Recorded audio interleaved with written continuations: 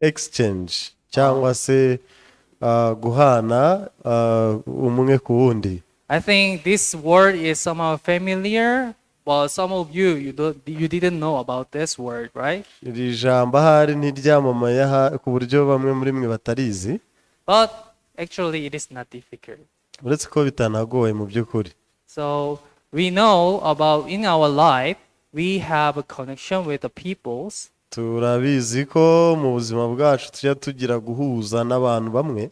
So we are living in social network. Tubaho mu cyitwa social network cyangwa se guhurira hamwe. So with a many connection, the one village is built.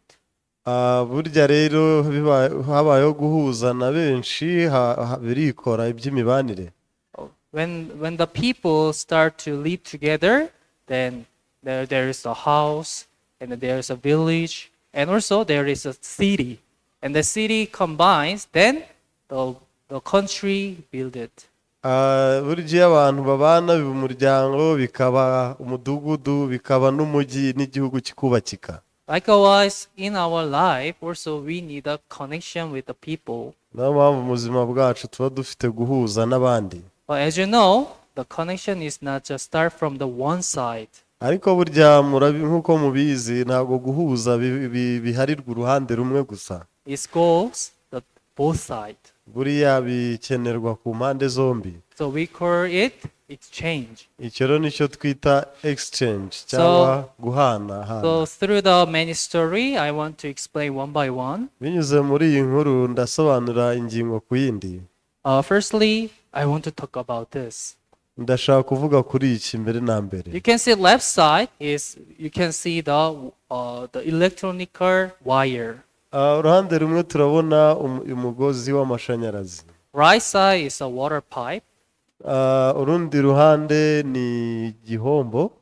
So when we use the electricity, then you can see where it come from. Iyo ukoresha umuriro w'amashanyarazi ubasha kumenya ariko ubundi inkomoko yawo ituruka he. So if you want to use the electricity, then firstly you need to connect with the consent. Iyo rero ushaka gukoresha amashanyarazi insinga zigomba guhuzwa n'aho aturuka. And then when you follow the line of the consent, then it is going somewhere. Iyo ureba imigozi uba ubona hari ahantu iri guturuka. And there is the power, a source of power. Haba rero ari isoko cyangwa urugomero rw'ayo mashanyarazi. From the source, then the electricity is flows through the wire. Burya rero uturutse ku rugomero rw'amashanyarazi binyuze mu nsinga amashanyarazi aba ari kugendamo. And then when is connect with the line, then it is working with the electricity. Rero iyo ruhujwe n'imigozi ubwo tubasha gukoresha ayo mashanyarazi. So even though the source is very far, kandi burya nubwo aho urugomero ruri haba ari kure, but once it is connect with the lines, then wires, then you can use that electricity. Iyo habayeho insinga zihujwe n'urugomero natwe amashanyarazi atugeraho tukayakoresha. Likewise, the water is same. Nicyo kimwe rero. If you want to use the water, then you need to connect with the source of the water. N'amazi nuko iyo ushaka kuyakoresha ugomba guhuza n'isoko y'aho aturuka. What can make you connect with the water? Ni iki twakoresha ngo duhuzwe n'ayo mazi? Is connect with the water pipe. Duhuzwa n'ibihombo by'amazi. So through the water pipe, water flows. Binyuze rero mu bihombo by'amazi, amazi aratemba. When you take a bath or when you cook for some food, you can use that water, which is flowed by the water pipe. Iyo rero uri koga, iyo uteka ukoresha ayo mazi ushyikirizwa n'impombo zihujwe n'isoko. Also, in our heart, there is the connection. Kandi rero no mu mitima yacu habaho guhuza. As I told you, actually the heart is invisible. Nuko nabibabwiye bigitangira umutima ni ikintu kitaboneshwa amaso. So you cannot see the connection through your eyes. Bishingiye ku maso yawe ihuza ryawe n'abandi ntiwabibona. But it exists. Uretse ko bibaho nanone. So once your heart to heart is connected, then there is a flowing with the something inside of our heart. rero iyo imitima ya bombi ihujwe hajya habaho gutembera kumwe kujya mu wundi. Then we call it exchange. Icyo rero nicyo twita exchange. So we can see that there is a two part of the connection. Dushobora kubona ko guhuzwa habaho ingeri ebyiri. First one is a superficial connection. Turabona hari guhuza kw'ibintu bidasanzwe bitari karemano. Though it seems like it's connected, nubwo bigaragara nk'ibihujwe, but actually it is fake. ariko ni ihuza rya fake cyangwa ry'ikinyoma. Because of that, it seems like it's flowing, but there's nothing is flows. Burya biba bigaragara ko hari ikiri gutemba mu iryo huzwa, ariko ari ukubeshya nta gihari. But as you know, there are so many people who live in the superficial connection. Rero hari benshi bibera muri icyo superficial connection cyangwa se ibintu by'ikigejuru gusa, ihuzwa ry'ikigejuru. For example, can you check your phone? Urugero, wagenzura muri telefone yawe. And then are you using the WhatsApp? Ukoresha WhatsApp burya. And then in the WhatsApp, how many contacts do you have? Kuri WhatsApp ese ufitemo abantu bangana iki? Some says 100. Hari uvuga ati je mfite abantu 100 or 200, 200 300. 300. For me, like 600 contacts I have. Hari n'uvuga ati mfite contact z'abantu 300. Of course, I got these contacts through my job or through my social networks. Utizi ni nimero nakuye mu kazi, ni nimero nakuye mu buryo bw'ubusabane n'abandi. But among the 600 contacts, ese muri izo nimero 600, how many contact can I try to send a message or try to call anytime when I feel very hard? ese mba namutse ndi mu magorwa, muri izo 600 niye nimero nakohereza ubutumwa cyangwa mbe nanayihamagara bibaye ngombwa? If you feel very difficult, n'ujya wumva bikugora, and then when you're facing with a challenge in your life, uramutse we n'ingorane mu buzima bwawe, with how many people can you try to contact? ni abantu bangahe ujya ugerageza kuvugisha? As you see, there's so many social method to making the connection with the people. Hari uburyo bw'ikorana, uburyo bw'itumanaho rya kivandimwe abantu bakoresha. As you know, nowadays the internet development is very high. Muri iyi minsi iterambere ry'itumanaho cyangwa rya murandasi ryateye imbere cyane. Then if you connect with the Wi-Fi or the data, then you can use the internet freely. Upfa kuba uhujwe na Wi-Fi cyangwa n'indi internet, ibintu birihuta. So people, they use the messengers. Abakoresha messenger, ubutumwa. Also, they post up on their Facebook or Instagram. Hari n'abashyira ubutumwa ku mbuga zabo, ku nkuta za Facebook na WhatsApp. And then they share their daily lives. Hari n'aberekana ubuzima bwabo bwa buri munsi kuri izo mbuga. Some people, they boast about their new clock. Hari abajya banigamba ibyo bagezemo bishya. Like a new watch. Hari n'abashyiraho iby'amasaha. Also, I have watch. Nk'amasaha, But nanjye mfite isaha. for me, mine is very old. Uretse ko hari yanjye yabikuze cyane. But some people, they took a picture and then upload on their like Facebook or Instagram. Gusa hari abizabo bazifata amafoto bakazinyuza kuri Facebook na Instagram. And then they boast to people. Bari kwishongora ku bantu. Mine is $10,000. Bati ubisa mureba igura amadolari 10,000. For me, I have $100,000 watch. Bakigamba ngo bafite amasaha 900. Then when the people saw that, when people see that picture, they feel very like a jealousy, abantu babona amafoto nk'ayo bakumva ishyari riraje, and then they start to say, "What about me?" bakigarukaho ngo ariko se jye kubera iki, They start to compare with the others, bakabaho bigereranya n'abandi, and then they want to be friends with those people who is very famous and who seems like very rich. bakajya bagerageza kuba inshuti n'abantu basa n'abamamaye kandi bashobora kuba ari n'abakire. Even the people who upload that pictures, do you know why? Ese muzi impamvu abantu baba bashyizeho amafoto nk'ayo?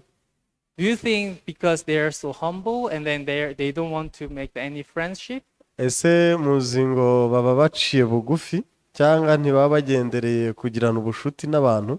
They want to show the people and then they want to make the friends who seems like very rich. Bashaka kumenyana n'abantu ngo bagire inshuti abasa nabo nk'aho ari abakire. And they are showing to people, oh, I am very rich, I'm good, I'm living a very happy life. Baba bigaragaza bati twe twabaye abakire turiho ubuzima bwiza bwishimye. Instead of showing the true life, they want to show the good part of their life. Aho bakerekanye ukuri k'ubuzima bwabo baba bagira berekana igihande gisa nk'aho ari cyiza.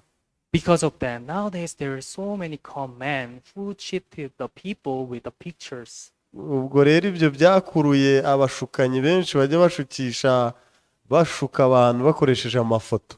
She is the one of the big, huge fraud. Uyu rero azwiho uburiganya buhambaye. Her name is Anna.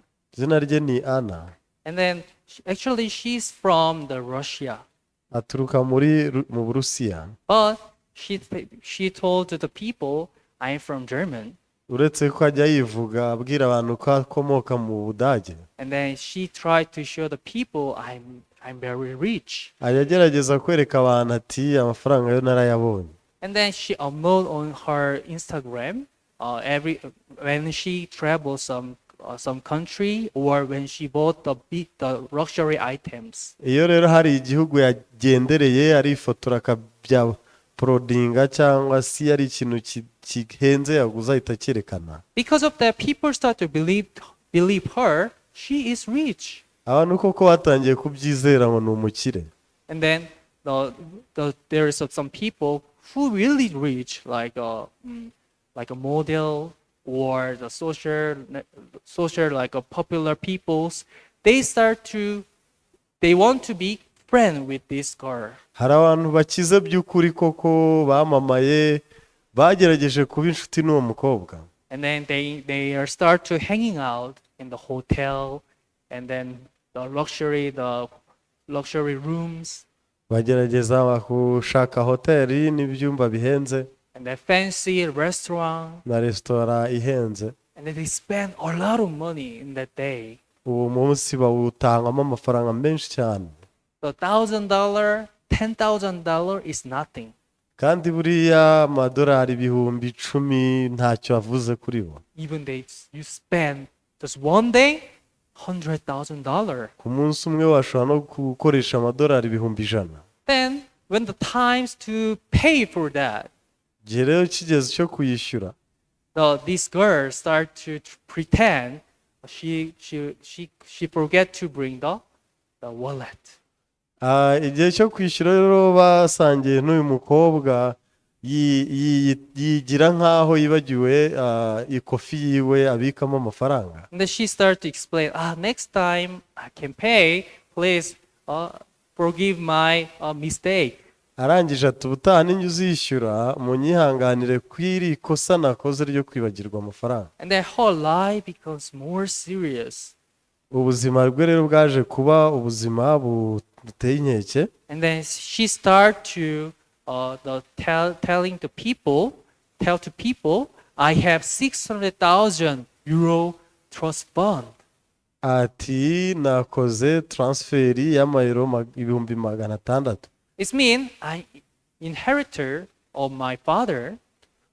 Ati ni umurage wa data. My father is very rich man. ati data ni umukire uhambaye, He has a huge business. atafite business ngari cyane, But my father doesn't believe me, so that he gave me the not money but the trust fund. atari kuko data adakunze kunyizera ntajya yampa, ahubwo akoresha uburyo bwa transfer mu gihe akenewe.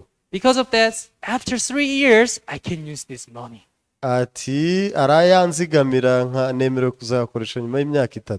So I will do for you everything after I get this fund. Ati amafaranga nzigamiwe nzabaguriramo ibyo mwifuza byose nimara kuyashyikirizwa. Until that time, please do for me. Ati ariko kugeza muri iyo myaka 3 mbasabe mujye muba ari mwebwe mu ntangaho amafaranga. She started to cheat the people like that. Ahera ubwo rero batangiye kubariganya. Her ideas become more bigger and bigger. Sorry. Her ideas becomes more bigger and Ibitekerezo bigger. nk'ibyo bimutangira kuba bigari muri we. And then finally she made a fake financial document to to loan for a lot of money from the banks.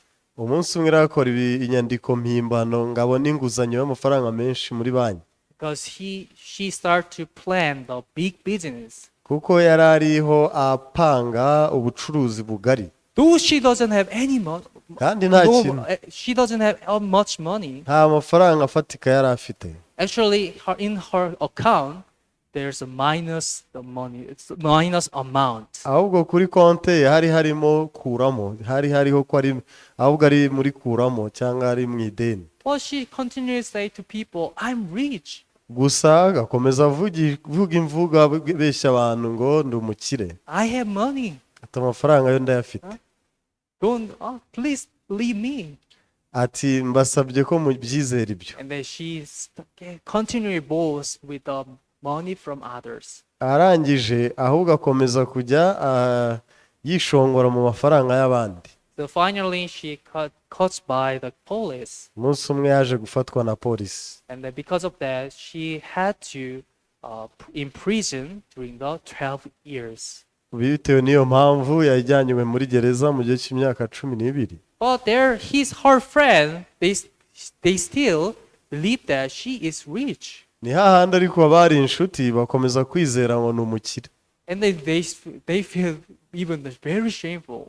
Bumva ahubwo birabababaje. But they couldn't say I feel shameful, because if they accept that, it means they're cheated. Ubwo They rero admit that they're cheated.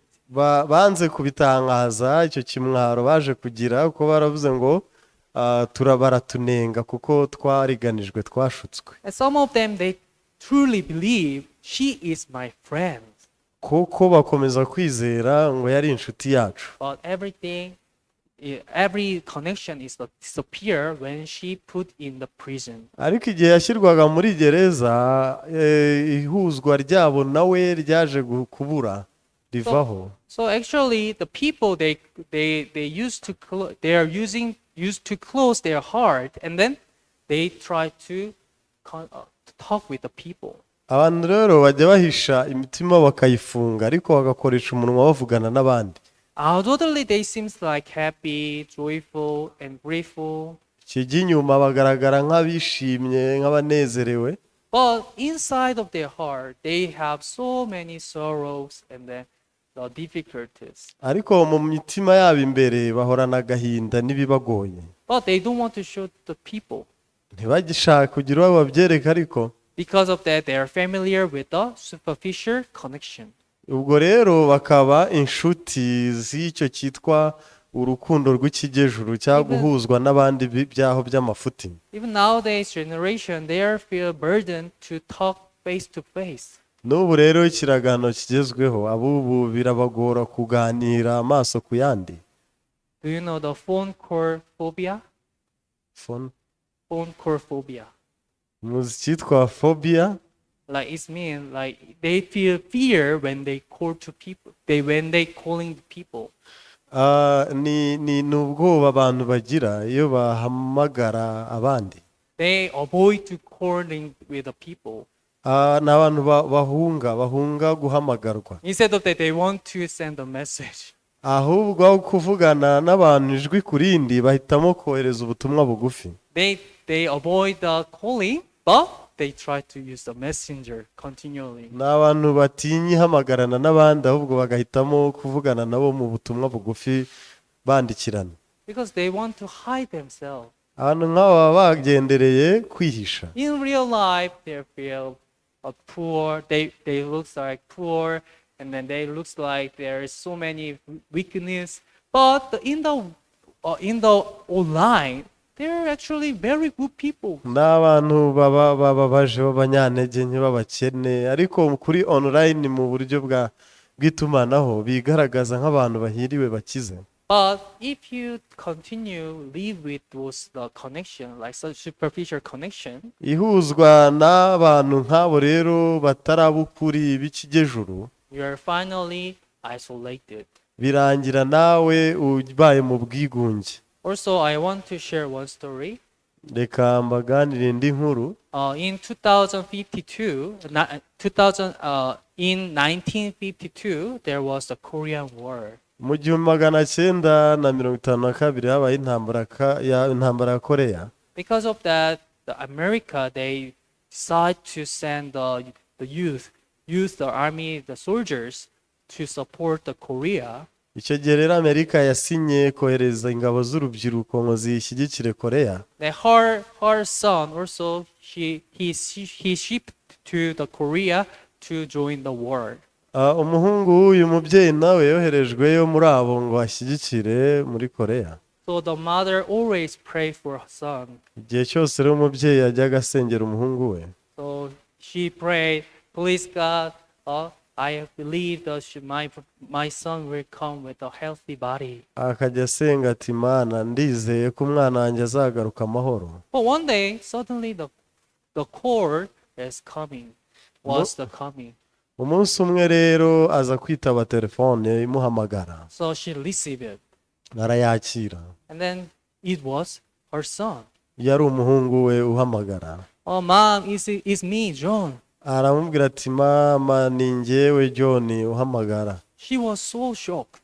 Arikanga nyina. Because she thought that nowadays the war was more serious. So because of that, her son might be died. Byaramutunguye ko intambara yikaze cyane, yajyaga yibwira ati ahari umuhungu wanjye yaba yarayiguyemo. But fortunately, her son was alive.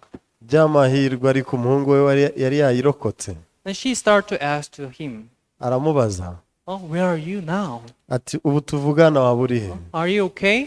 Ese umeze neza? And then he said, yes, mother, I'm okay. Aramusubiza ati ni ukuri mama, ameze neza. And then I came back from the Korea. Then I'm in the hotel.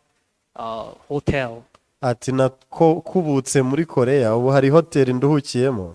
That's great. So when will you come back to home? Aramubaza ati ariko uzaza ryari?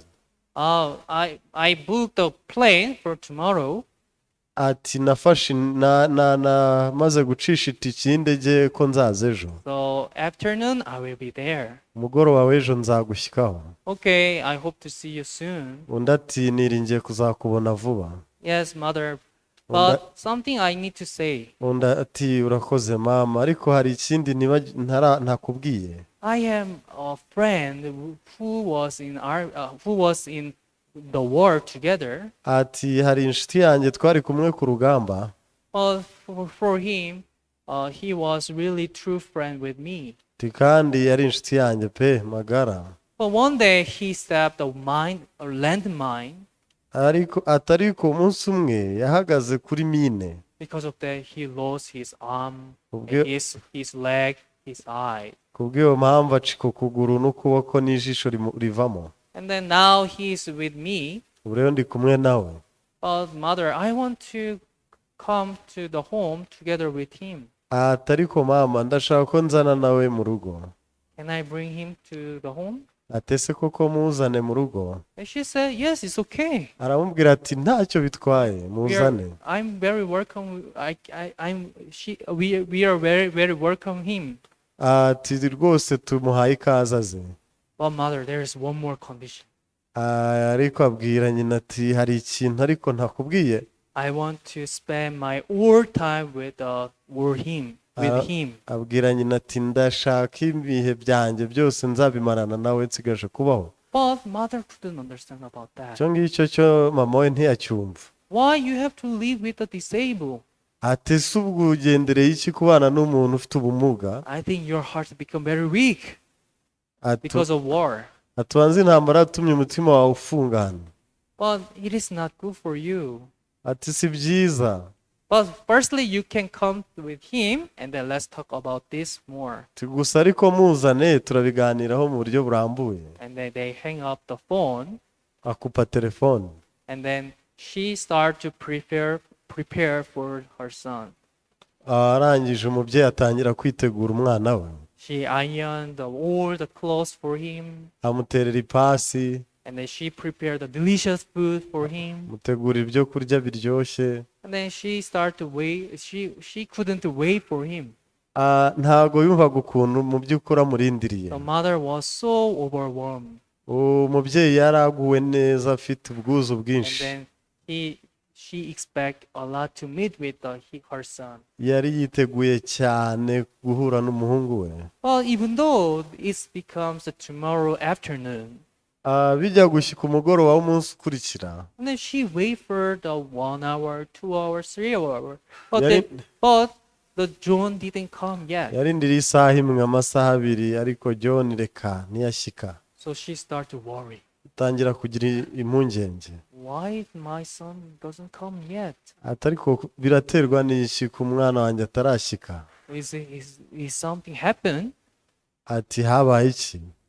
She was so worried about him. yagize impungenge. But suddenly, the calling comes. nyuma nanone telefone irahamagara. It was a police officer. yari telefone y'umupolisi y'umuofisiye w'umupolisi.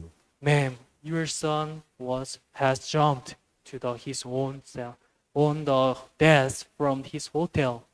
ati mubyeyi umwana wawe yasimbutse mu cyumba aho yari acumbikiwe muri hoteli. Because of that, he is dead. kubw'iyo mpamvu yiyahuye arapfa. But she couldn't accept that. ntago yabyemeye. Why he kill himself? arangije ati se ni impamvu ki yamuteye He kwiyahura? said he will see. He want to see me tomorrow, yambwiye ko ashaka kuzambona ejo. and he booked the ticket. ngo yanaguze n'itike. But what happened? habaye iki? And then she ran to the hospital where the car case is lay on the bed. yagiye rero mu bitaro aho yari yaruhukiye. And then when she checked her son, it was John. arebye ko kabona yaruye umuhungu we John. Of course, it seems like very cold. koko asa n'ukonje. But immediately she recognized he is her son. aza gutahura ko yari we muhungu we koko. So but it was the cover with the garment. rero yari atwikirije imyenda. So she started to remove it little by little. agenda amukuraho ishuka. And then when she checked the body, arebye umubiri we. she was very surprised yaratangaye. because there is no leg, there's no arm, Yes. no eyes. yasanze nta kuguru nta kuboko nta n'ijisho. Actually, the body, the disabled who told by the John is himself. yaje gutahura ko uwo John yamubwiraga ahubwo yari ubwe, yari John ubwe. So the mother was so sobbing and so sorrowful. mama we rero yaje kugira agahinda. But she couldn't understand why. ariko ntiyibazaga impamvu. For John, he was a brave soldier in the war.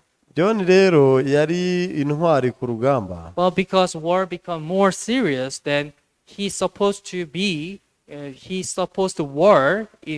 fight in the front line.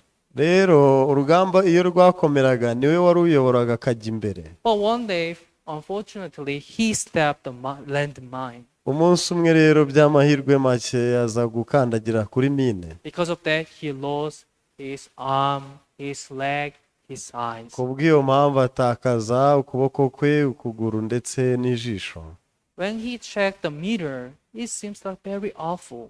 Rero iyo yirebaga mu ndorerwamo yabonaga biteye akababaro. And then even he couldn't believe himself. Nawe ubwe ntiyiyakiraga. What happened? Ati ubu ni ibiki byambayeho. Then he started to remember his friends. Atangira kwibuka inshuti ze. What if they see my body? Ati ese inshuti zanjye nizireba uko nsigaye meze, Can they live as a friend with me continually? ese ubu zizakomeza kumbera inshuti? I think I will lose all the connection with the friends. Atahari natakaje ibikenerwa byose ko natunga inshuti, And then they will not welcome me. nta nubwo bazampa ikaze. But on the other side, he remembered his mother. Ariko urundi ruhande yibutse na nyina. He has a hope that his mother will welcome him. Aravuga ati ahari mama ariko wazanyakira.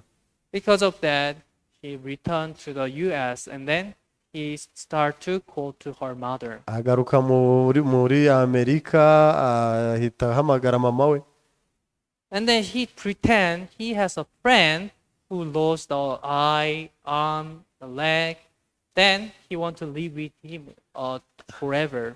Arangije yigira ahamagara nyina, yigira nkaho ari inshuti runaka ngo ashaka kuzabana nawe ubuziraherezo ariko itagira ukuguru. But the answer of mother was so different with his thought.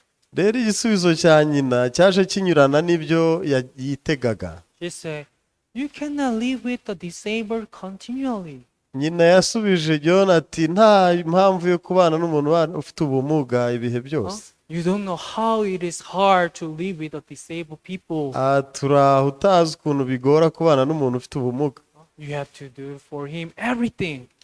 Ubwo biba bishyira ngo umukorere buri kimwe. When you need to go somewhere, you need to go together. Aho akeneye kujya ugendane nawe. When he need to eat, you need to help him to eat. Nakenera kurya umufashe kurya. If he needs something, you need to help him that, everything. Icyo akenera cyose ukimufashemo. Or of course, short time, everyone can do. Mu gihe kigufiya buri wese yabikorera umuntu But nguwo. living the rest of your life is impossible. Ariko kubaho ubuzima usigaje kubaho ukorera umuntu ibyo ntibikunda. My son, just let him invite a short time and let him go their family. Muhungu wanjye umuntu umutumire tubane igihe kigufa azisubirire mu muryango yaturutsemo. John couldn't say anything. Gusa John we nta kintu yigeze amutangariza. Then just he said goodbye, mother. Gusa yabwiye nyina ngo urabeho mama. And then he was so sorrowful. Yuzura agahinda. He realized I am the burden to all of the people. Aratahura ati kumbi mbaye umutwaro ku bantu bose. I am the burden for my friends. Mbaye umutwaro ku nshuti zanjye. Even I am the burden for my mother. Mbaye n'umutwaro kuri mama. So he thought that it is better to die myself. Yatekereje rero kubwe ko yagapfuye. I don't want to be burdened to people. Ati ntawe nshaka kubera umutwaro. And then he finally killed him. He jumped up to the jump out of the balcony. Birangira rero agiye ku ibaraza arasimbuka ariyahura. Due to that, he died. Kubw'iyo mpamvu arapfa. Mother was so sorrowful. Nyina rero yagize agahinda kenshi. So she cried out. Yararize. John, why didn't you say it was you? Aramuririra ati John nkubi uramukumbwiye ko ari wowe wivugaga. If you say you are the disabled man. Ubiyumbwira ngo ni wowe wagize ubumuga. If you explain to me you lost your eye, you lost your arm, you lost your leg. Ubiyo bisa ngo wambwiye ko ari wowe wabuze ukuguru n'ukuboko n'ijisho. Then I can be your eye. I can be your arm. I can be your leg. nari bukubera iryo jisho nkakubera uko kuboko wabuze nkakubera uko kuguru But why didn't you say it was you? kuki utanyeruriye ko ari wowe wivugaga? You see, the people they want to say around. They want to say in around, not directly. abantu rero burya bahitamo kuvuga ikigejuru ntibarase ku ntego, And then they expect that the people can understand. kandi ubwo bakitega ngo uwo babwira ari bubashyikira Even the bumve. John, he thought, oh, mom will understand my heart. ni nuko John nawe yavuze ngo mama aratahura umutima wanjye, Well, actually, mother couldn't know his true heart. ariko mu by'ukuri nyina ntiyari bumenye ikiri ku mutima we. If John said, oh, I am the disabled, then the mother can take care of him rest of her life. iyo John avuga ati mama nabaye ikimuga, nyina ari bubyakira akamwitaho Because she is her mother, his mother. kubera ko ari nyina umubyara koko. Mother can do everything for her son. umubyeyi akorera umwana we byose. But John said it was his friend. ariko Yohana n'inshuti ze Because of that, mother couldn't understand about that situation. yabyise inshuti ye, mama we ntiyamenya neza icyo amubwira. So real friendship is come from the true connection. buriya rero ubushuti nyabwo bushingira ku guhuzwa by'ukuri, It should be bound in the true heart. bituruka mu mutima w'ukuri. So we need to know about the heart-to-heart conversation. dukeneye rero kugira no kumenya ibiganiro biva ku mutima bijya ku wundi. The first step is firstly we need to open our heart. icya mbere dukenera gufungura umutima wacu. Without the opening the heart, there is nothing can enter inside. umutima wacu udafunguye nta cyawinjiramo. When the doors close, iyo umutima ufunze nothing can enter. nta kintu kiba cyakinjiye. So that firstly we need to know how to open our heart. icya mbere tuba dufite kumenya uko imitima tuyifungura. Actually, that is very easy. biroroshye kandi. Once you believe the others, then you can open your heart. iyo ugirira icyizere abandi umutima wawe urawubafungurira. Then when you open your heart, iyo ufunguye umutima wawe through that door, the happiness can enter. ubwo rero binyuze muri urwo rugi wafunguye ibyishimo birinjira, And love can enter. n'urukundo rurinjira, The hope can enter. n'ibyiringiro. Everything can enter through that door. muri uwo muryango buri cyose cyawinjiramo kigashyika mu And mutima. then second, cya kabiri we need to know we need a connection. icya kabiri dukenera guhuzwa n'abandi. Once when you open your heart, igihe ufunguye umutima wawe then you need to be connect with the others. urawufungura ariko utegetswe guhuza n'abandi. So as I told you at the first time, if you need to use the electricity, then you need a wire from the source. nk'uko nabivuze, nidukenera amashanyarazi turahuza insinga n'urugomero rw'ahaturuka. Electricity is flow through the electrical wire. buriya rero amashanyarazi atembera mu nsinga zayo. Also, water is flow by the water pipe. n'amazi atembera mu mpombo z'amazi. Also, heart can be flow each other. n'imitima rero buriya yasabana, yatemberanamo. There is one's happiness can deliver to the other. ibyishimo byava muri umwe bikajya mu wundi. So we need to know how we need to call it. It is the exchange. iki rero nicyo twakwita exchange, guhana no kwakira. So first step is open the heart intera ya mbere bisaba nuko umutima uwufungura and connect with others. kandi ukawuhuza n'uw'abandi. That is the exchange. icyo kikaba rero exchange. So also, do you know about the Harvard University? muzi kaminuza yitwa Harvard?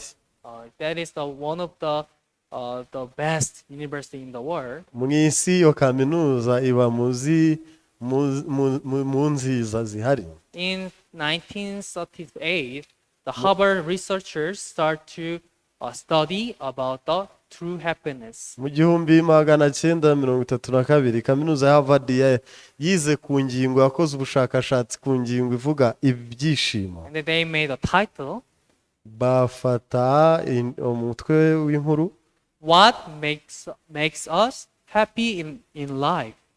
bati ni iki cyatuma umuntu yishima mu buzima. Can you think about this?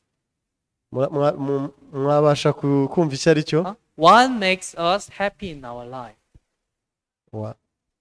What makes us happy ni in iki our life? mu buzima cyatuma twishima? Somebody can say money. Hari abavuga bati si amafaranga se, Money can make us happy. bati nayabonye nakwishima. Or good or like good background. Cyangwa se kugira amateka meza. Or exercise make us happy. Hari n'abavuga ngo gukora imyitozo ngororamubiri birabanezeza. Or career achievement can make us happy. Cyangwa kugera ku nsinzi y'umwuga wiyemeje ngo birashimisha. Or delicious food can make us happy. Hari n'abivugira ngo ibiryo biryoshye nibyo bibagwa neza bakishima. That was our expectation. Twese ibyo nibyo twitega. But contrarily, the result was different. Ikintu baje kugera ariko cyanyuranye n'ibyo ngibyo. Actually, the most consistence, the founding we have learned from the 85 years through the researching. Mu gihe cy'imyaka 85 bakora ubushakashatsi, Result was positive, the relationship. baje kwemeza ngo igituma abantu bishima nuko habaho imibanire itaryarya. It means the positive relationship can make us happy. Icyo positive relationship nicyo cyagira umuntu uwishimye, aricyo imibanire ifite icyerekezo kitaryarya. So when you have a real connection with the people, iyo ubana n'abantu nta rwikekwe, then this brings the happiness in your life. nicyo kijya kizanamo abantu umunezero. So some people said, no, I can live alone.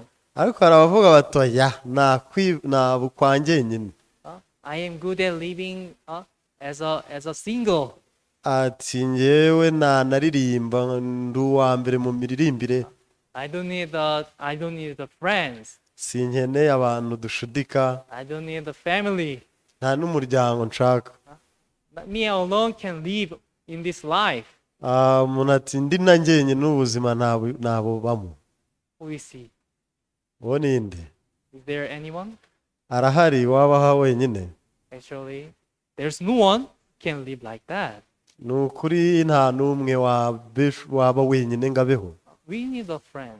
Dukenera abo dushudika. We need a family. Dukenera n'umuryango. And we need a connection with the people. Kandi dukenera no guhuzwa n'abandi. And then the positive relationship can make us be happy. Rero iyo positive relationship cyangwa se imibanire itomoye ikwiriye yatuma twishima. Therefore, you need to know how to make the positive the relationship with the people. Niyo mpamvu rero mukeneye kumenya uko wagira imibanire ikwiriye n'abandi. I already explained about this. Uretse ko nari nanabisobanuye. First step is open your heart. Intera ya mbere ufungura umutima wawe. Second Icya is kabiri you connect with the people. uhuza n'abandi. And then your sadness or your sorrowful even can be shared. Agahinda wagira n'umubabaro nabyo biri mu byo wasangiza abo muhuje. But more than that, the happiness, hopeness, and the joyfulness, every good, the positive side can move to people. Hirya y'ibyo kandi ibyishimo n'umunezero byose nabyo bikimukira mu bandi. Though there's nothing in your heart, Nubwo umutima wawe nta cyaba kiwurimo, but there is no problem. nta kintu bitwaye. Because you can receive from others. Ntacyo bitwaye kuko wabyakira biva ku bandi. You can receive the happiness from others. Ushobora kwakira ibyishimo biva ku You bandi. can receive the hope from others. Ushobora kwakira ibyiringiro biva ku You can bandi. receive the gratefulness from others. ushobora no kwakira kugubwa neza biturutse ku bandi. So I hope you to make the real connection with the people. Ndabifuriza rero ko mwagirana ubusabane buhwitse bukwiriye n'abandi. So my lecture is up to here. Inyigisho yanjye isoreje aha. Actually, I want to share more story about this, uretse ko nashaka kubasangiza inkuru nyinshi kuri iyi ngingo, but I believe that if I get the more chance to share about this topic, let me share more than that. nizera ko rero ningira umwanya nzabibasangiza n'ibyo ntababwiye. And then, are you making the note? Ese mwagiye mwandika ahantu inshamake? Though I have gave the many lectures, even the lectures, Nubwo nabahaye inyigisho nyinshi, but without making note, I don't think you can remember all. uramutse utagiye wandika inshamake y'ibyo wiga, sinumva ko wazabyibukira rimwe byose. Even though you didn't bring the notes today uyu munsi rero nubwo mutazanye aho mwandika, in your house, I hope you to remind yourself. nugera iwawe uze kwiyibutsa ibyo twarimo. And then next time, please bring the note, okay? ariko ubutaha uzazana aho wandika, sibyo? And then memorize with make the note with the lectures. hanyuma rero ujye wandika ingingo igezweho, wandike inshamake yayo, I believe that it will be yours. kandi bizaba ibyawe nawe. Okay, thank you so much.